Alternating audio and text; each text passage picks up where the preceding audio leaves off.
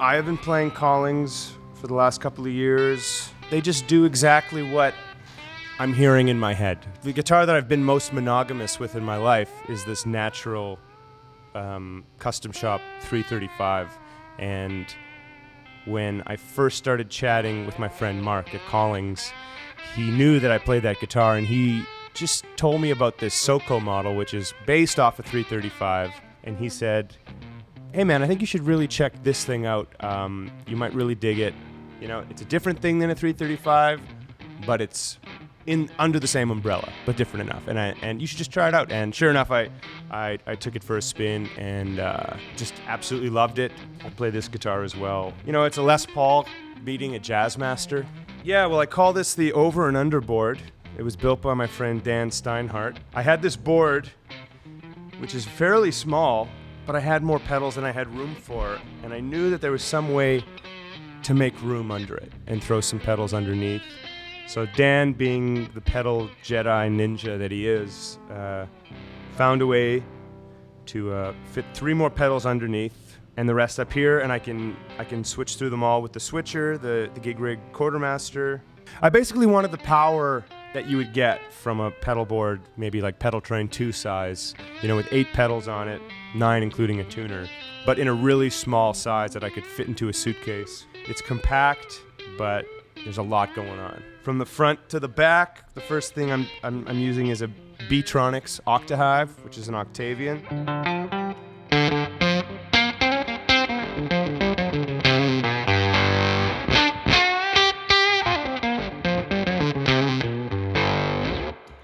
And then I got this Silicon Fuzz by Jesse Davey, King Tone.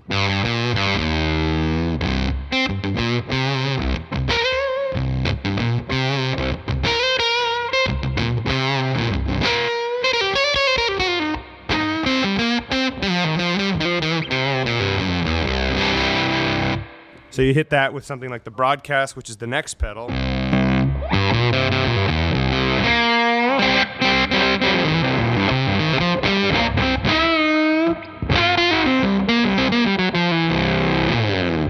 Broadcast by Hudson is like a germanium Neve thing. I don't even think of it as an overdrive. It just makes the...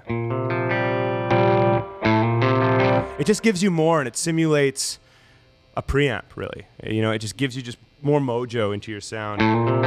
This is the Antique by Cornerstone.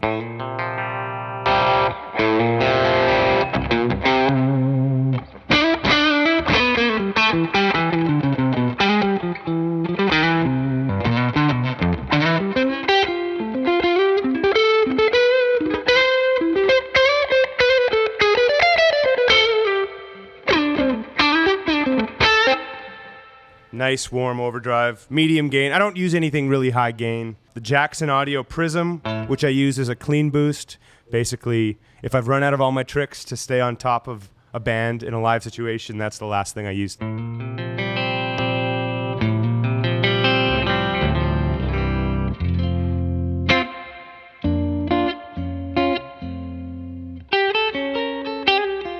Yep, we all know the Strymon El Capistan.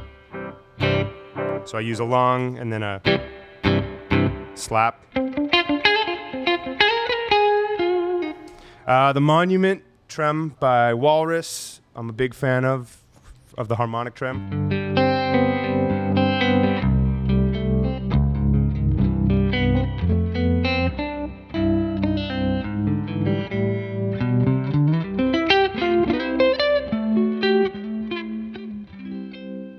And then the Fathom by Walrus. Reverb.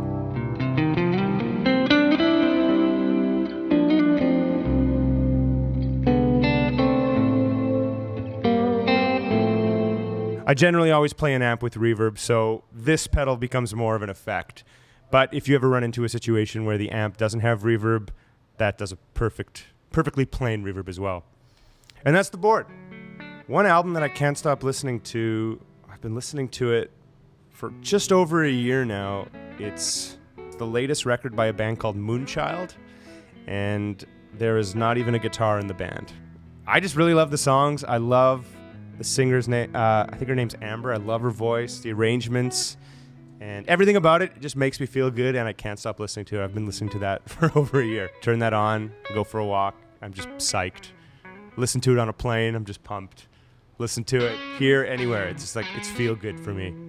And it's really interesting musically.